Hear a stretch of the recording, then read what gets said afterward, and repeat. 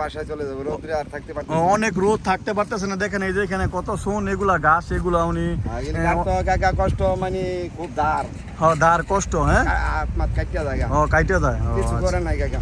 আচ্ছা, ঠিক আছে।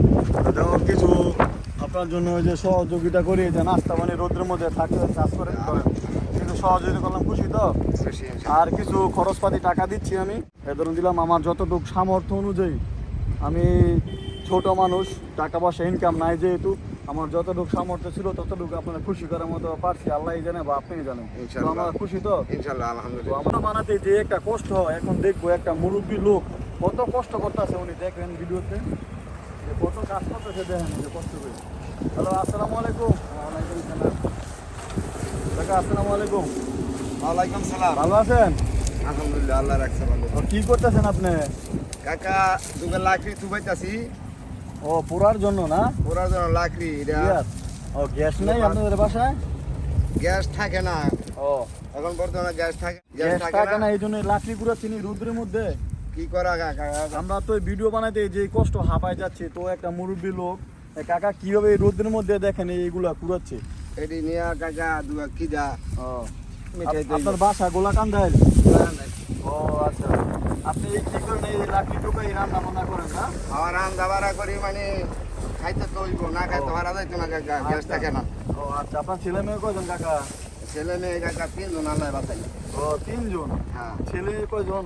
ছেলে 2 জন, একজন মেয়ে। ও, খরচপাতি টাকা পয়সা দেয়?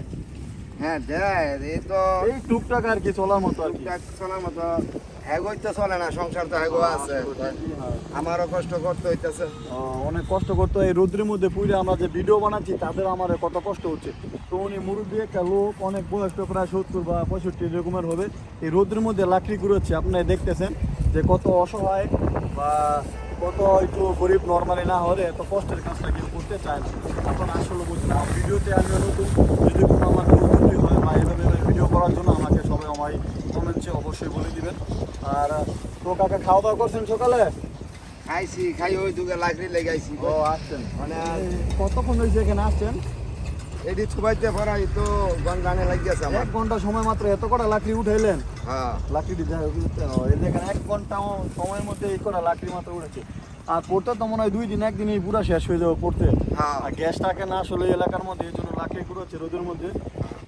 অনেক সময় ধরে এখানে আবার ফুরবে, যেহেতু আর আমরা চাচ্ছি যে গরিব মানুষ, অসহায় বা রাস্তার মধ্যে যারা কাজ করে রোদে পুড়ে, কিছু খাবার দাবারের ব্যবস্থা বা কিছু সহযোগিতা করি, তাহলে খুশি হবেন ইনশাআল্লাহ, আল্লাহর রহমতে।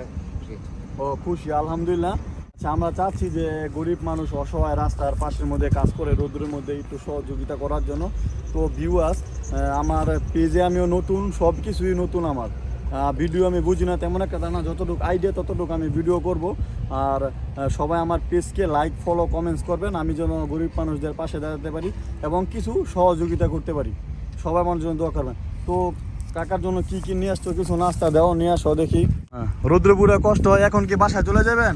হ্যাঁ কাকা, বাসায় চলে যাবো, রোদ্রে আর থাকতে পারতেছি না। অনেক রোদ থাকতে পারতেছে না। দেখেন এই যে এখানে কত সোন, এগুলা ঘাস, এগুলা উনি কাকা কষ্ট মানে খুব ধার দার কষ্ট। হ্যাঁ, হাত কাটিয়া জায়গা কাইটে দেয়। কিছু করে নাই কাকা। আচ্ছা, ঠিক আছে।